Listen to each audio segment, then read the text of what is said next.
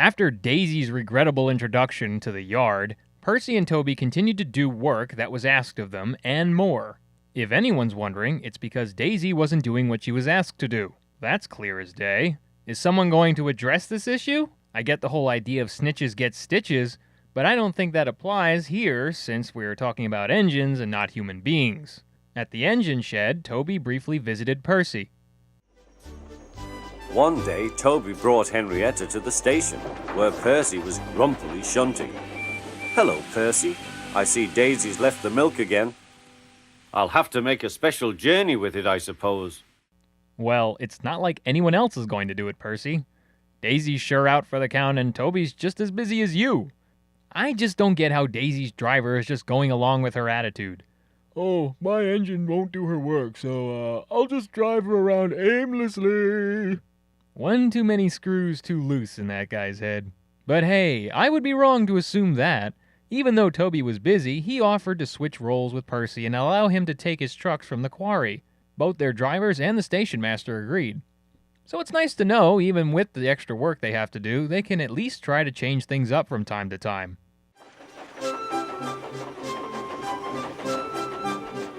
Percy had never been to the quarry before. He began ordering the trucks about.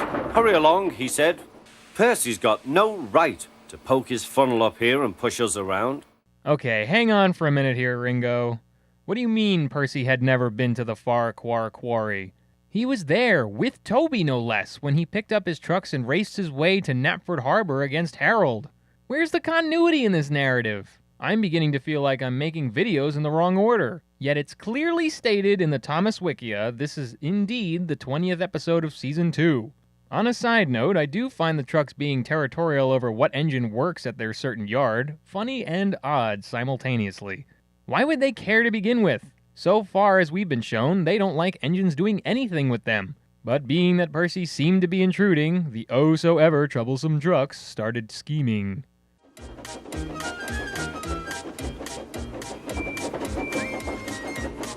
Suddenly they saw a notice ahead. "All trains stop to pin down brakes." "Peep, peep, peep! Brakes, guard, please." Aha! There we go. More evidence that engines need their brakes applied by an external force. However, I don't know if Percy is saying this because he learned his lesson after his dip into the bay back at Knapford Harbor, or if he knew that all along. I'm hoping it's the first choice, so it kind of makes sense. Nevertheless, when Percy requested the brakes to be applied, the trucks acted before anything could be done and started moving him faster and faster. Funny how this sort of resembles Thomas and the Trucks of Season 1, where Edward swapped his role with Thomas for a day, and we all know how that didn't go according to plan. Except Percy has experience already with trucks, so to see Percy being tricked is just sad, since this is again happening. And by the time Percy reached the carriage shed, it was too late to do anything. Percy slid into the yard. "Peep, peep! Look out!"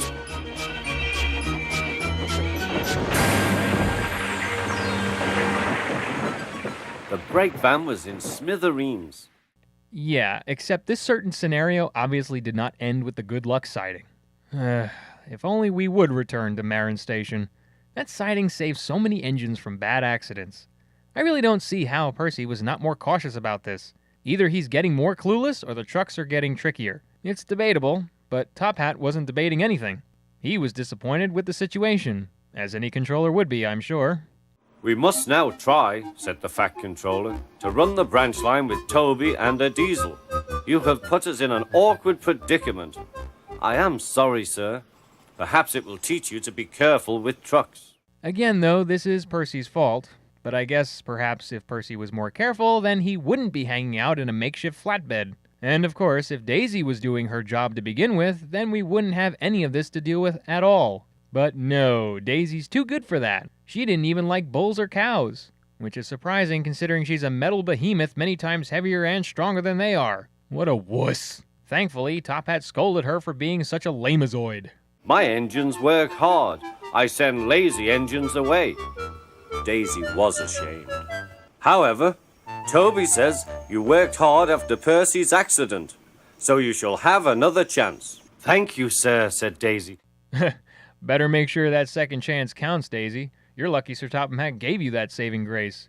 And believe it or not, the day after Thomas returned from his morning breakfast accident. This is great, but then why, oh why, did Top Hat come down on Percy saying, Now they will only run on Toby and a diesel? was he not informed of Thomas's return until later that day? I don't know, I think there's some miscommunication going on here somewhere. But whatever, Percy was taken by Toby to the works and Thomas took Annie and Clarabelle out for a spin. All are now friends, and Toby has taught Daisy a great deal. She shooed a cow off the line all by herself the other day. That shows you, doesn't it? Well, I guess. I don't know, I really don't buy that they are all good friends, meaning the three main steamheads are all good with Daisy the snot-nosed diesel. Okay, so she learned some things from Toby, big whoop. Unless this camaraderie is shown among them, I don't really believe these four are all content with each other. This episode was, not bad, but not even that good either. The continuity is really slacking the last couple of stories. It's nice to see Daisy trying to be a better worker by the end, but it feels too little too late.